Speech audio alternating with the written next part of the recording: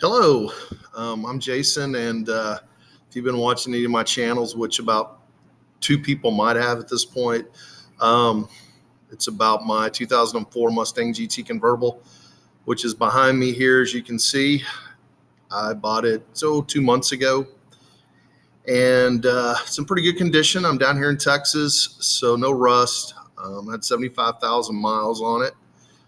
The interior is impeccable. And anyway, I just wanted to share with you, I had already shared a video of me taking the top down, if you looked at the other video, and cranking the new stereo system up, having some fun with it. And I think I did a walk around on the first one 6 weeks ago. But anyway, in the last video, I was taking the top down and listening to the stereo to kind of show you what I put in it. So when I got the stereo, it had an old Clarion in it, Sirius XM, and speakers were horrible.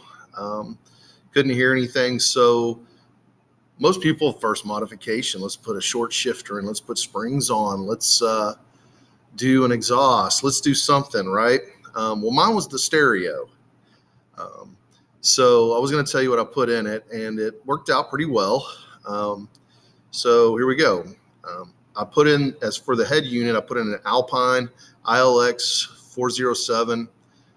It's got CarPlay, Apple CarPlay, and it's also Android. And of course, it has a little Siri microphone they installed right up there below the dash, so you can just talk and it'll, say, call home, and it'll do all that good stuff. So that ran me about $550. Pretty expensive. And I know there's a new model. There's a 507. I think there's even a newer model now, but I wasn't going to do this one. Isn't full Bluetooth. You have to plug your phone into the cord, but that was an extra $200 I wasn't really ready to part with. And sometimes when you put it on Bluetooth, the sound quality is not as good. It's bad enough already that it's coming off of my phone and my music there. Okay, so the Alpine is the ILX 407 is a stereo. The speakers I put in the front and the door were Kenwood Exelon KFC X 134s. They're 5 1/4 two-way speakers. So those are up there in the doors. The Alpine, behind my seats, excuse me. If you go right behind the old seats, you can see there, actually behind the door latch, that's where the speakers sit in this convertible. And my rear speakers, and those are Alpine S-S-S65C 80-watt RMS and a 200-watt peak, 6.5 inch speakers. So there's 6.5s. There's also an amp that I put in it. It's behind the stereo, just attached behind it. It's the Kicker Key 200.4. It's a 4-channel amp because at the time I wasn't really going to put in a sub. Well, after the fact, I decided to. So I put the head unit in, the speakers, no sub. Of course, there's not enough depth. There's not enough bass to it. So I went out and buy a Cerwin Vega VPAS 10 subwoofer and install it.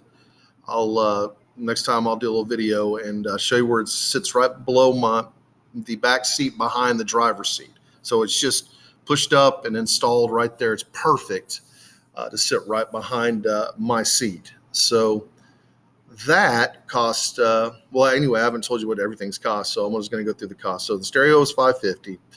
The Kenwood Exelons were $99.99. Those were the 5 1/4s. The Alpines, the 6.5s were $149. The Kicker amp was $275, and the Cerwin Vegas, the subwoofer that's self-enclosed, it has its own amp. I don't know if you've seen them. It's like, I don't know, 1.5 feet, and it's like this is it's supposed to go under your seat, but it doesn't fit underneath my seat. And anyway, that was $199 on Amazon. But of course, that's not installation. With installation, it got a little bit higher. Actually, it got a lot higher. So I'm not any type of radio stereo guy. So car guy in general. I'm starting to learn though. So the labor cost for the stereo and speakers, not the sub, I had to do it after the fact. The stereo and speakers was $600. So the stereo and speakers with no sub alone was $1,677.78. Yeah, really expensive, but really good installation job, very professional. I didn't go to Car Toys or Best Buy. I took it to a guy here that owns his own place, and it's really good. Well, after the fact, I got the subwoofer, and I just happened to try out another guy for some reason, and they put the sub in. It's $100 to $150 an hour, guys, depending on how much or how difficult, it is to install it. So, like I said, the sub was with tax was or $214 on Amazon. It was $199.99, but $214, and then I ended up paying a little over $300 for the installation. A couple hours there, about $150. So you were looking at $2,200 for the full system. So right out of the gate, 6 weeks in, I've already dropped $2,200 on a stereo. Now, as far as the subwoofer is concerned, no, it's not going to knock you down. So you hip hop guys and that are looking for a huge bass, no, I didn't get a box and do 212s or 215s. I just needed something to add some depth. I listen to more rock and metal. So it gives it what it needs, and the clarity is awesome. The time correction on it, I had it set and done to where the time corrections to my driver's seat. So it's awesome.